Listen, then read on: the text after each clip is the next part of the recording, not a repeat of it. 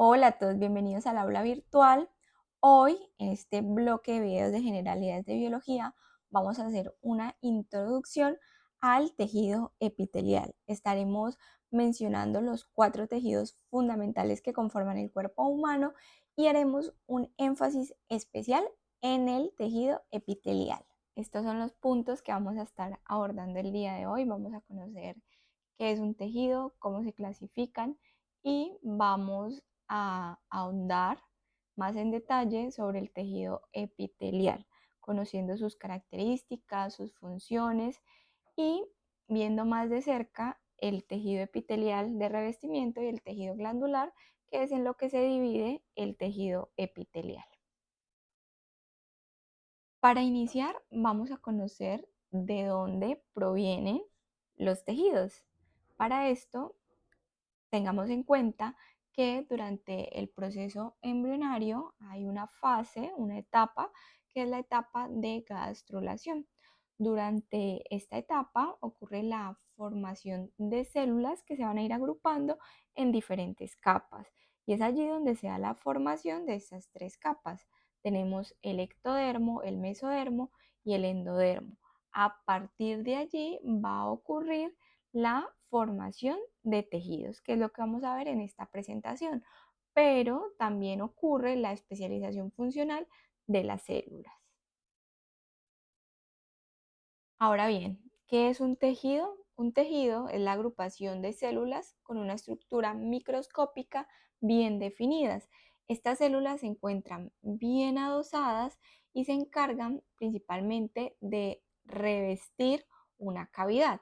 Contienen un medio intertisular, que es un líquido tisular, y dentro de los tejidos se destacan 4 tejidos que son fundamentales en el cuerpo humano. Tenemos el tejido epitelial, el conjuntivo, el muscular y el nervioso. En esta presentación vamos a profundizar en el tejido epitelial. Ya hemos dicho que un tejido es la agrupación de células. Varios tejidos van a avanzar a un nivel de organización mayor y es lo que conocemos como un órgano y la asociación de varios órganos que cumplen diversas funciones nos va a llevar a la formación de sistemas, sistema digestivo, sistema circulatorio, nervioso, musculoesquelético, entre otros. Lo dijimos inicialmente, los tejidos provienen de las capas embrionarias, ¿sí? Dijimos también que teníamos 4 tejidos fundamentales, que son 1 el epitelial, 2 el conjuntivo, 3 el muscular y por último el nervioso. Entonces vamos a ver de dónde derivan esos tejidos. Tenemos el primero que es el epitelial. El epitelial deriva de las 3 capas que nos encontramos allí, tanto del ectodermo como del mesodermo como del endodermo. El nombre se le va a asignar teniendo en cuenta, por ejemplo, el órgano que recubran, dónde estén y pues de la capa embrionaria de la que provenga. Entonces tenemos, por ejemplo, el que proviene del ectodermo. Aquí tenemos, por ejemplo, la epidermis. Tenemos a nivel del mesodermo el epitelio de los glomérulos renales, de los túbulos renales, de las vías urinarias y de los genitales. Y también tenemos el endotelio de los vasos sanguíneos. Tenemos del endodermo el epitelio del tubo digestivo y de las vías respiratorias. Ahora, el segundo tejido, que es el conjuntivo, deriva del mesodermo, al igual que el tejido muscular. Y el tejido nervioso, que es el último tejido que estaremos viendo en estas presentaciones, deriva del ectodermo. Como lo habíamos dicho inicialmente, el tejido epitelial es un conjunto de células que van a estar unidas, van a estar estrechamente adosadas. Eso les permite tener características en la formación de barreras, lo que conlleva al control del paso de sustancias. Entre las células epiteliales que se encuentran adyacentes van a existir estructuras moleculares especializadas que se les conoce como complejos de unión. Otra característica que tienen los epitelios, el tejido epitelial, es que carecen de vasos sanguíneos y se van a nutrir por difusión desde el tejido conjuntivo subyacente. Ya vamos a ver la estructura que tiene un tejido epitelial y vamos a ver que siempre vamos a encontrarnos con una lámina basal que por debajo va a tener un tejido conjuntivo. Tenemos que estos tejidos epiteliales se encargan de recubrir o revestir un órgano o una estructura corporal. El tejido epitelial tiene una vida muy corta. Se renueva por mitosis a partir de las células que están más próximas a la lámina basal. Como lo habíamos dicho inicialmente en el cuadro que habíamos presentado, el tejido epitelial deriva de las tres capas embrionarias y constan de una lámina basal, tiene una lámina basal que es una capa de matriz extracelular en la cual van a estar descansando o reposando las células del tejido. Aquí la estamos viendo como en este color, esta línea que vemos acá, que es esa lámina basal sobre la cual, pues como vemos, están reposando las células que están conformando el tejido epitelial. Y siempre debajo de esa lámina basal nos vamos a tener un tejido conjuntivo o conectivo. Tiene una característica este tejido epitelial y es que tienen polaridad. ¿Qué quiere decir esto? Que podemos encontrar variaciones morfofuncionales tanto en el dominio basal como en el dominio apical. Podríamos resumir las funciones del tejido epitelial en cuatro, en estas que denominé PRAS. Tiene la primera función, es de protección, por ejemplo, ante la acción de agentes químicos en el revestimiento de la mucosa del estómago. También tiene función de recepción sensitiva, por ejemplo, lo encontramos en el gusto, en el olfato, en el tacto. Tiene funciones más avanzadas de absorción y secreción, tanto a nivel intestinal, como por ejemplo también encontramos esa función secretora en las glándulas, como por ejemplo en la glándula tiroidea. Según la función que tengan el tejido epitelial, se podría clasificar: uno en epitelio de revestimiento y dos en epitelio glandular. Y vamos a ver esto en las siguientes diapositivas. Iniciamos por acá con el epitelio de revestimiento. Este epitelio de revestimiento va a tener unas características de acuerdo a su morfología, a su número de capas y a la diferenciación celular. De acuerdo a esto, estos epitelios van a tener o van a recibir un nombre. De acuerdo a la morfología celular, podrá ser escamoso o plano, podrá ser cúbico, prismático o cilíndrico. Lo vemos acá en esta imagen, estamos viendo este tejido epitelial plano, estamos viendo las características de estas células que son aplanadas. Aquí en estas que son cúbicas estamos viendo que las formas de estas células tienen similitud tanto de ancho como de alto, y las cilíndricas suelen ser más alargadas, suelen ser más altas.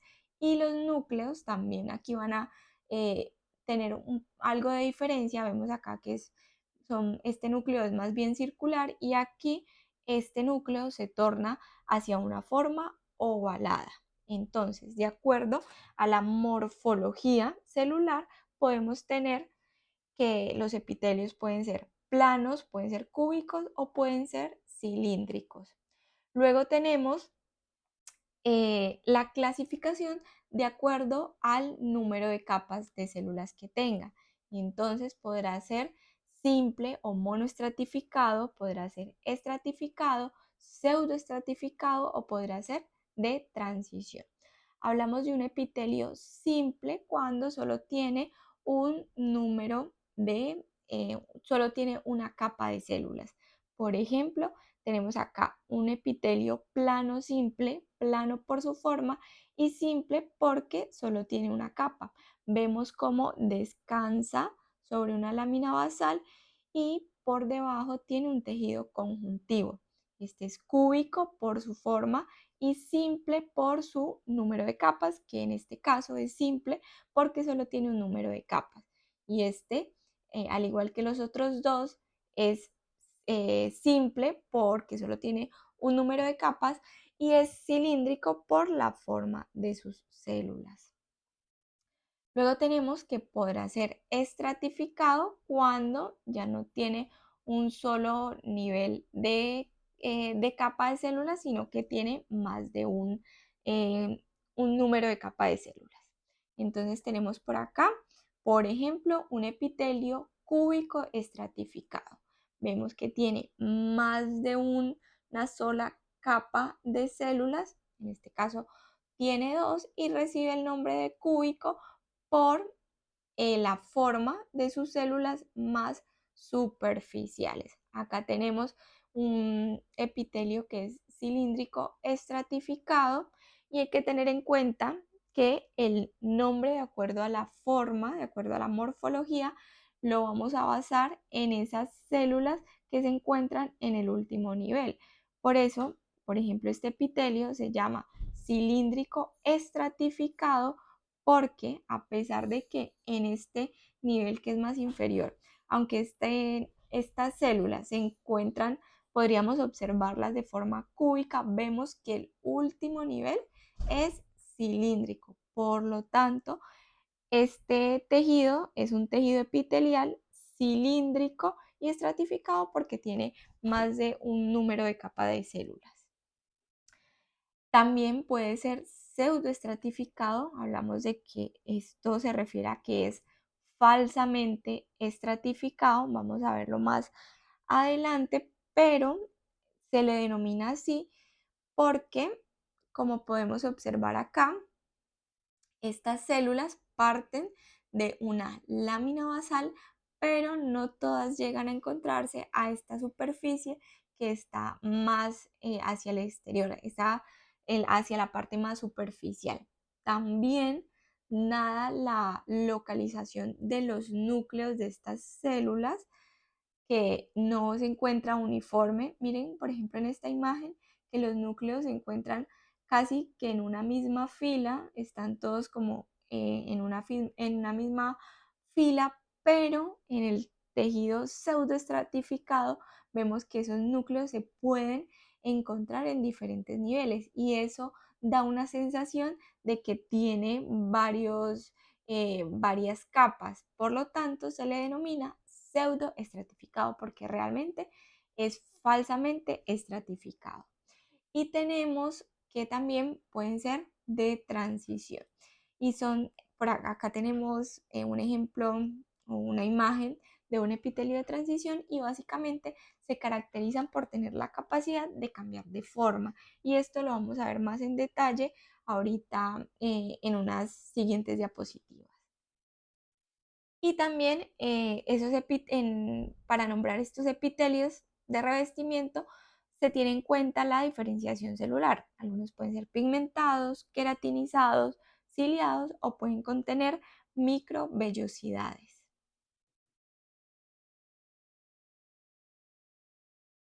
Iniciamos acá con este epitelio, el epitelio simple plano o simple escamoso.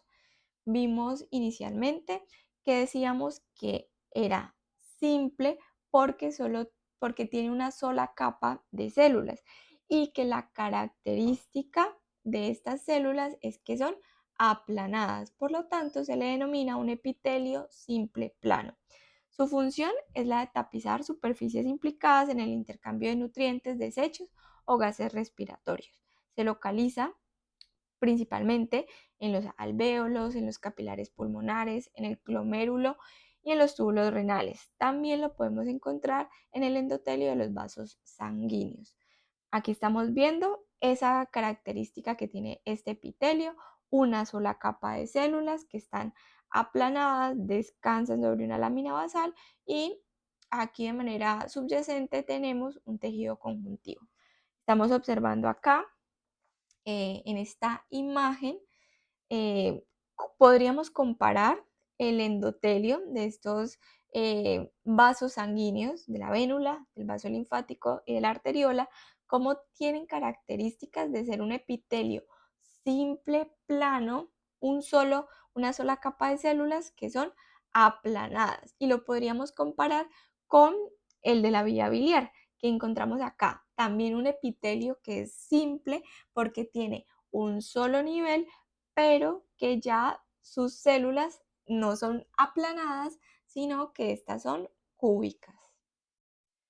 Luego por acá tenemos este segundo epitelio, que es el epitelio simple cúbico. Como lo dijimos, se caracteriza simple por tener una sola capa de células y cúbico por su morfología, porque son cúbicas. También se podrían, digamos, destacar o lo podríamos reconocer teniendo en cuenta la posición de su núcleo, porque este se puede encontrar en el centro o ligeramente basal. Dentro de las funciones que tiene son funciones más complejas, más especializadas de absorción y secreción, y se suele localizar en la glándula tiroides, en el epitelio de la superficie del ovario y en los túbulos renales. Estamos viendo acá en esta imagen las características de este epitelio. Simple porque tiene una sola capa de células, cúbico por la forma, estamos viendo que tiene similitud tanto de ancho como de alto. Y aquí tenemos una imagen más detallada de lo que podríamos observar a nivel microscópico del epitelio de la superficie del ovario. De esta luz que está colindando con la región peritoneal, y estamos viendo acá el epitelio de la superficie del ovario. Veamos cómo cumple con las características que dijimos. Tiene una sola capa de células, las estamos viendo aquí, es solo una capa, que están descansando sobre una lámina basal, que nos las está señalando aquí estas flechitas, la lámina basal, y por debajo tiene un tejido conjuntivo. En este caso, al ser el epitelio de la superficie del ovario, pues tiene aquí el estroma. Tenemos por acá el epitelio simple cilíndrico. Características: una sola capa de células porque es simple y cilíndrico porque ya esas células vemos que son alargadas, son unas células que son más altas que anchas y que sus núcleos ya no son circulares, sino que vamos a ver unos círculos que van a tener una forma más ovalada. Funciones también más complejas de absorción y secreción, localizándose, lo podríamos encontrar en la trompa uterina, en el tubo digestivo y en la vesícula biliar. Estamos observando acá esta imagen donde detallamos esas características. Una sola capa de células que son alargadas y que sus núcleos se encuentran de forma ovalada.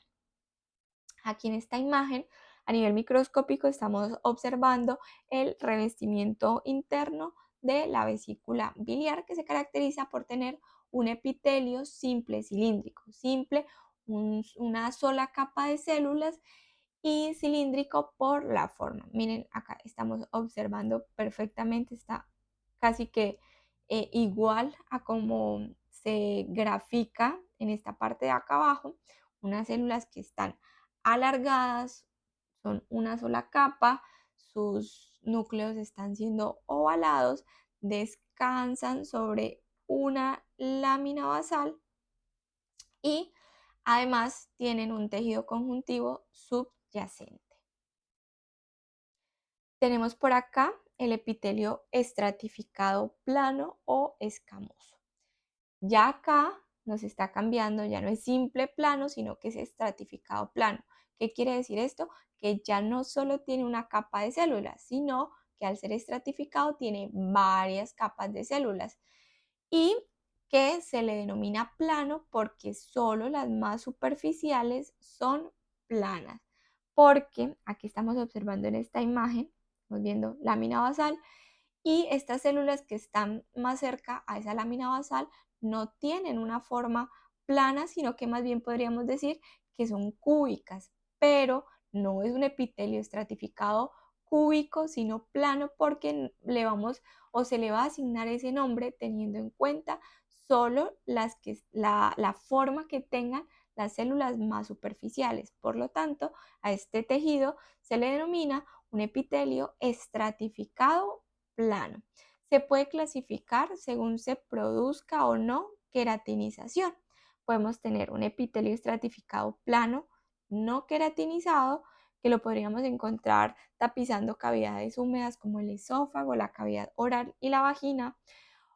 Y también podríamos tener un epitelio plano estratificado queratinizado característico de la epidermis. Estamos viendo acá una imagen también a nivel microscópico correspondiente a la epidermis. Estamos viendo sus capas o sus estratos. En esta imagen estamos observando que tiene 5 estratos, del más superficial al que está más interno.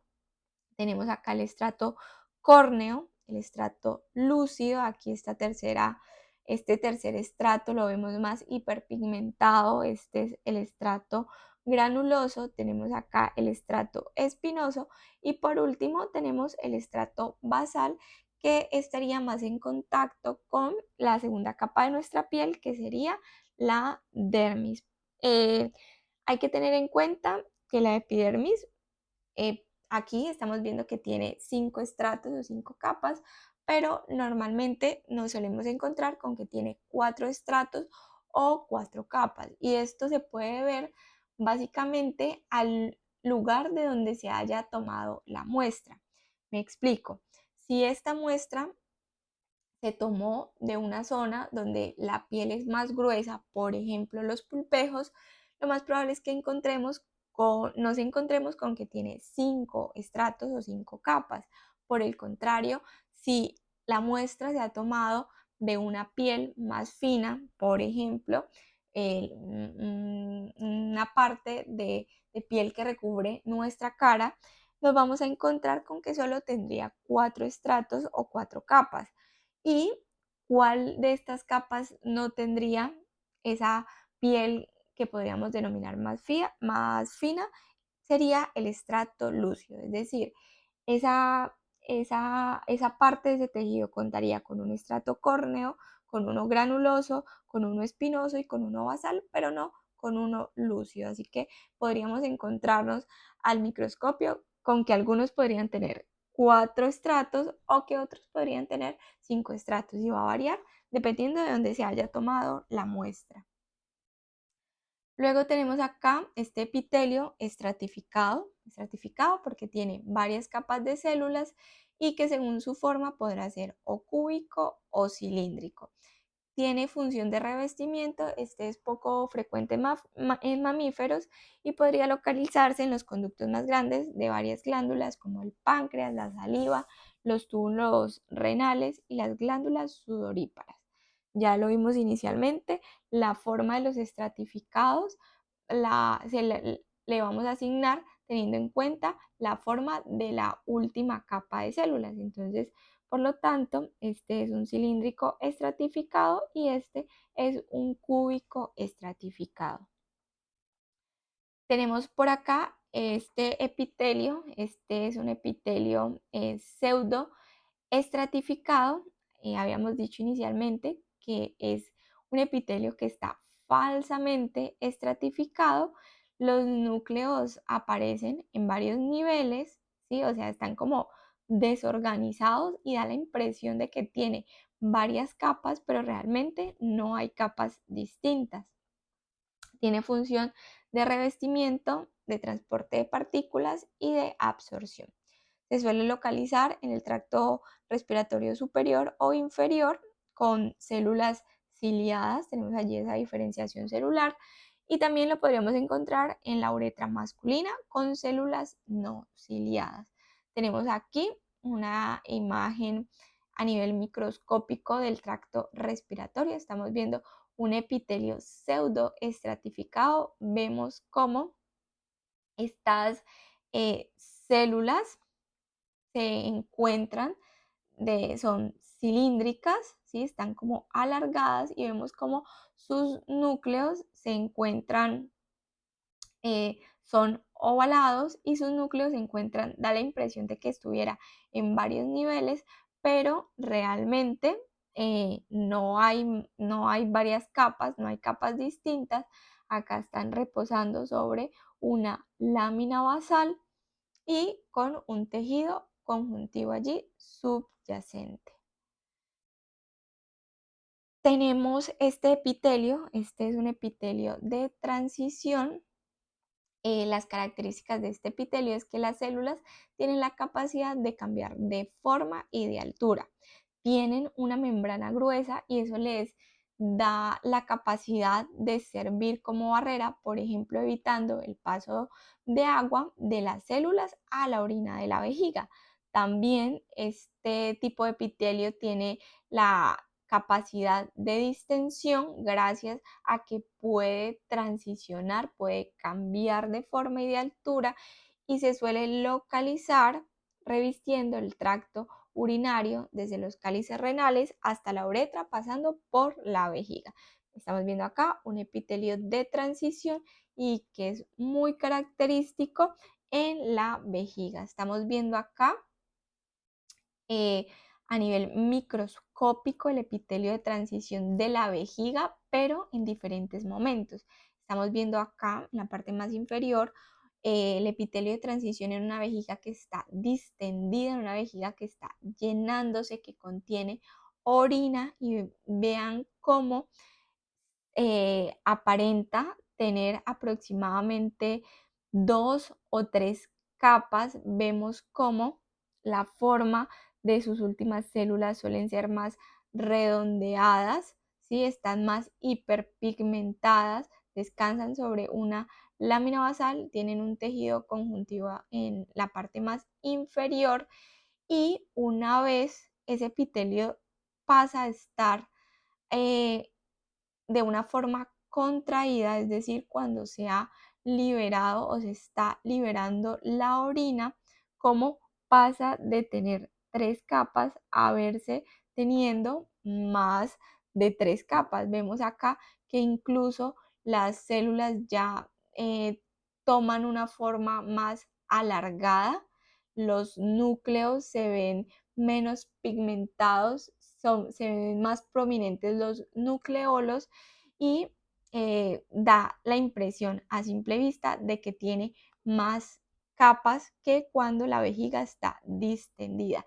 Y esta capacidad, o sea, estamos viendo el mismo tejido epitelial simplemente en diferentes momentos. Y es por esto que se le denomina un epitelio de transición, porque tiene esa capacidad de cambiar tanto de forma como de altura, en este caso estando distendida y en este caso estando contraída. Ahora ya hemos visto los epitelios de revestimiento. Ya en este momento vamos a empezar a conocer según la segunda clasificación de acuerdo a su función, que es el epitelio glandular. Ese epitelio glandular se forma cuando los epitelios de revestimiento se van a invaginar en el órgano que recubre y sus células se van a especializar en la secreción. Podemos tener glándulas de tipo exocrinas o glándulas endocrinas. Podemos encontrarnos con órganos que tengan que sean mixtos, es decir, que tienen tanto glándulas exocrinas como endocrinas. Podemos encontrarlo en el páncreas, en el hígado, en el estómago o en las glándulas sexuales. Aquí tenemos este esquema de formación de las glándulas. Partimos de que estas glándulas nacen de de un tejido epitelial, el cual se va a invaginar y vemos cómo en las glándulas exocrinas la porción glandular va a quedar unida al epitelio de revestimiento por un fragmento no glandular llamado conducto. Miren, esta glándula endocrina, parte de un tejido epitelial, se invagina y va a quedar allí unido. Por el contrario, las glándulas endocrinas también parten de un tejido epitelial que se va a invaginar, pero al contrario de lo que ocurre con las glándulas exocrinas, en las glándulas endocrinas, el conducto y las glándulas van a quedar aisladas del epitelio que las originó. Y es lo que estamos viendo acá. Se invaginó y aquí esa glándula quedó aislada de ese epitelio que inicialmente las originó. La secreción de estas glándulas se vierte en la sangre y su función principal es segregar hormonas y posteriormente se va a segregar en la sangre para que llegue a los lugares objetivos. Iniciamos acá conociendo sobre las glándulas exocrinas. Estas glándulas van a liberar sus secreciones a un conducto que va a comunicar la cavidad corporal, la luz de un órgano o al exterior del organismo. Estas glándulas de tipo exocrinas podrán hacer su liberación, ya sea de manera directa, como por ejemplo las glándulas intraepiteliales, como las células calciformes, o a través de un conducto excretor que hace de comunicación entre la porción secretora y el epitelio de revestimiento. Estas glándulas exocrinas se podrán clasificar teniendo en cuenta tres aspectos. Uno, la forma, la morfología, tanto del conducto como de la porción secretora. Dos, teniendo en cuenta el modo de secreción. Y tres, teniendo en cuenta el producto de secreción, es decir, lo que secretan. Teniendo en cuenta el primer aspecto, que es la morfología, la forma del conducto y la porción secretora, podríamos hablar de que teniendo en cuenta la forma de las porciones secretoras de la glándula, nos podemos encontrar de que estas pueden ser de forma tubular, en forma de tubo, de forma alveolar, en forma de saco o en forma acinar, que toman una forma de pera y que suelen tener una luz más estrecha. También teniendo en cuenta la sencillez o la ramificación del conducto excretor, podrá ser simple cuando el conducto no está ramificado. Acá tenemos uno que es de forma tubular simple, tubular, de acuerdo a la porción secretora de la glándula, que es en forma de tubo, y es simple porque su conducto no está ramificado. Podemos encontrar simples ramificadas cuando solo se encuentra ramificada la porción glandular. Aquí estamos viendo tubular simple y tubular simple ramificado, donde se está ramificando la porción glandular, y compuestas cuando está ramificado el conducto. Tenemos aquí la segunda clasificación de estas glándulas exocrinas y es teniendo en cuenta el modo de secreción del producto. Podemos tener tres maneras de secreción: merocrina, apocrina o holocrina. Merocrina, cuando el producto es secretado por exocitosis, por vesículas. Esto es un tipo de transporte activo que requiere de ATP. Se caracteriza porque no se pierde nada del citoplasma de la célula. Lo estamos viendo en esta imagen. Secreta su producto, pero podríamos decir que las células quedan intactas. Ese es el tipo de secreción merocrina, exocitosis, y no se pierde nada del citoplasma de la célula, queda intacto. Tenemos otro modo de secreción que puede ser apocrino, y en esta ya ocurre que cuando esta glándula secreta, va a haber una rotura de las partes más superficiales, de las partes apicales de las células secretoras. Aquí tenemos una eliminación parcial o de una parte de la célula al momento de la secreción, y esto es característico, por ejemplo, de las glándulas mamarias. Y este último modo de secreción, que es de manera holocrina, en este método de secreción implicada la eliminación total de la célula. Aquí hay muerte celular y es característico de las glándulas sebáceas. Generalmente la mayoría de nuestras glándulas suele tener un modo de secreción de tipo merocrina, pero vemos que, por ejemplo, las glándulas mamarias tienen un modo de secreción apocrina y las glándulas sebáceas holocrinas. En la secreción merocrina, podemos decir que las células quedan intactas. Se secreta el producto y las células quedan intactas. En la secreción apocrina hay una eliminación parcial de una parte de las células al momento de secretar el producto. Y en la holocrina ya encontramos muerte celular. Aquí hay eliminación total de la célula. ¿Y qué ocurre generalmente en las glándulas sebáceas? Y tenemos por último que las glándulas exocrinas, de acuerdo a su producto de secreción, podrían clasificarse en glándulas mucosas, glándulas serosas o glándulas seromucosas. Mucosas cuando secretan moco, serosas cuando liberan enzimas para la digestión de alimentos y seromucosas cuando tienen un componente mixto, tanto de glándula mucosa como de glándula serosa. Un ejemplo de esto lo podríamos encontrar en la glándula submaxilar. Y por último, tenemos las glándulas endocrinas.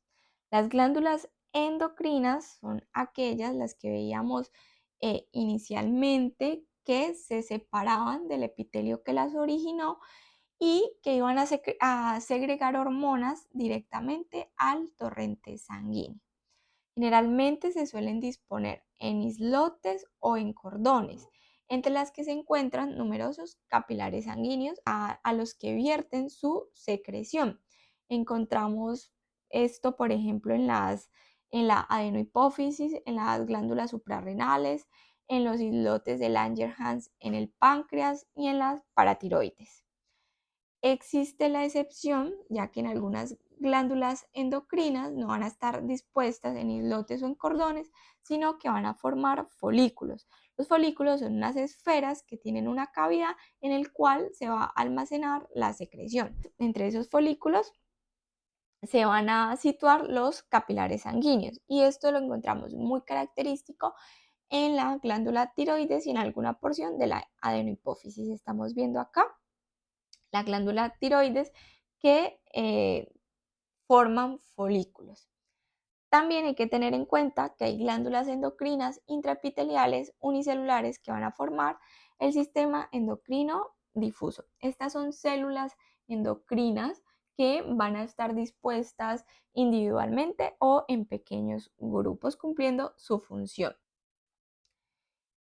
Y ya por último, podemos encontrarnos que varias glándulas endocrinas que pueden segregar sustancias diferentes se van a asociar para formar una estructura única. Por ejemplo, cuando hablamos de la glándula suprarrenal, las glándulas suprarrenales se encuentran respectivamente cada una en la parte superior de cada riñón.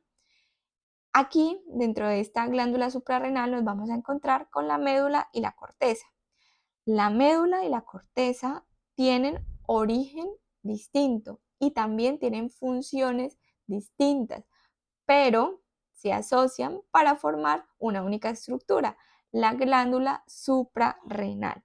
Embrionariamente tienen origen diferente y también dentro de sus funciones encontramos, por ejemplo, que la corteza produce hormonas esteroideas como el cortisol y la aldosterona y la médula produce catecolaminas como la adrenalina y la noradrenalina. A pesar de que directamente, hablando de funcionabilidad, no tienen las mismas funciones y no se originan de la misma capa embrionaria, sí se asocian para formar una única estructura, que es la glándula suprarrenal.